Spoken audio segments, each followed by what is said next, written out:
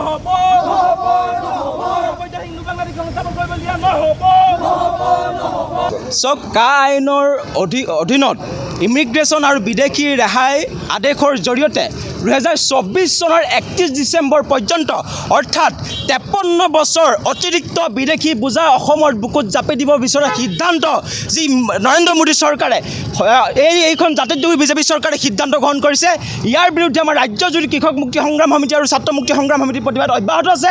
আজিৰ দিনটোত আমি বোকাখাট সদৰত নৰেন্দ্ৰ মোদী আৰু মুখ্যমন্ত্ৰী জাতি গাদ্দাৰ হিমন্ত বিশ্ব শৰ্মাৰ পুত্ৰলিকা দাসৰ আমি প্ৰতিবাদ সাব্যস্ত কৰি এটা কথা বুজাব বিচাৰিছোঁ যে বৰ্তমান আমি কেন্দ্ৰীয় চৰকাৰক প্ৰশ্ন কৰিছোঁ, কেৱল বিদেশী সংস্থাপন কৰিবৰ কাৰণে আৰু অসমৰ পৰা সম্পদ লুণ্ঠন কৰিবৰ কাৰণেহে অসমখন ভাৰতৰ অংশ কৰি ৰাখিছে নেকি?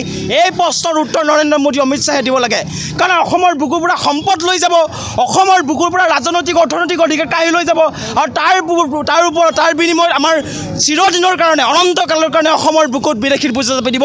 এই সিদ্ধান্ত কোনো কাৰণত মানি লোৱা নহ'ব। তাৰ কাৰণে প্ৰতিবাদ হৈছে, প্ৰতিবাদ হ'ব, অধিক জোৰদাৰ হ'ব, এইটো কথা অতি স্পষ্টভাৱে কৈছোঁ। আৰু যিকোনো মূল্যৰ বিনিময়ত আপোনালোকে জানে যে ৰাজ্যজুৰি কাৰ বিৰুদ্ধে গণ আন্দোলন হ'ল, 5জনকৈ সফল ডেকাই ইয়াৰ প্ৰাণ ত্যাগ কৰিলে, শ্বহীদ হ'ল। আৰু তাৰপিছতো এইখন আকুৰ গোচ হৈ আছে কেৱল তেওঁলোকে বিদেশী সংস্থাপন কৰিবৰ কাৰণে। গতিকে আমি হিমন্ত বিশ্ব শৰ্মাক কৈছোঁ, ইমানেই যদি বিদেশী প্ৰীতি আপোনাৰ আছে, নৰেন্দ্ৰ মোদীক কৈছোঁ, ইমানেই যদি বিদেশী প্ৰীতি আপোনালোকৰ আছে তেন্তে গুজৰাটত দিয়ক, কিন্তু অসমৰ বুকুত 1971 চনৰ 25 মাৰ্চৰ পিছত যিকোনোৱে হওক, হিন্দু মুছলমান যিকোনো ধৰ্মৰ লোকৰ মানুহক অসমত সংস্থাপিত কৰিবলৈ দিয়া নহ'ব। এয়া আমাৰ অসমীয়া মানুহৰ সংকল্পবদ্ধ, এয়া আমাৰ খিলঞ্জীয়া মানুহৰ সংকল্পবদ্ধ। বিজেপিৰ যদি অসমৰ প্ৰতি ইমানেই প্ৰেম আছে, আমাৰ অসমৰ 6 জনগোষ্ঠীক জনজাতিকৰণৰ মৰ্যাদা দিয়ক, অসমৰ মানুহক সম্পদ আৰু ভূমিৰ অধিকাৰ দিয়ক, অসমত ইনাৰ লাইন পাৰ্মিটৰ ব্যৱস্থা কৰক। আজি আমাৰ মৰাণ মানুহে প্ৰতিবাদ কৰি আছে, 6 জনগোষ্ঠীৰ প্ৰতিবাদ জনজাতিকৰণ কৰক। আমাৰ জনজাতীয় মানুহবিলাকক ষষ্ঠ অনুসূচী অনুসৰি স্বায়ত্ব শাসন দিয়াৰ ব্যৱস্থা কৰক।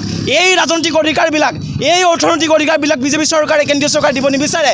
কেৱল আৰু কেৱল সম্পদ লুণ্ঠন কৰিবৰ কাৰণে, কেৱল আৰু কেৱল বিদেশী সংস্থাপন কৰিবৰ কাৰণে ভাৰতৰ লগত অসমখনক আচলতে অংশ কৰি ৰাখিছে নেকি? আমি প্ৰশ্ন কৰিছোঁ, ইয়াৰ উত্তৰ লাগে। কাৰণ আমি বছৰ যদি যুগ ধৰি আমি বিদেশীৰ সৈতে, বিদেশী সমস্যাৰ সৈতে জড়িত হৈ আছোঁ অসমখন।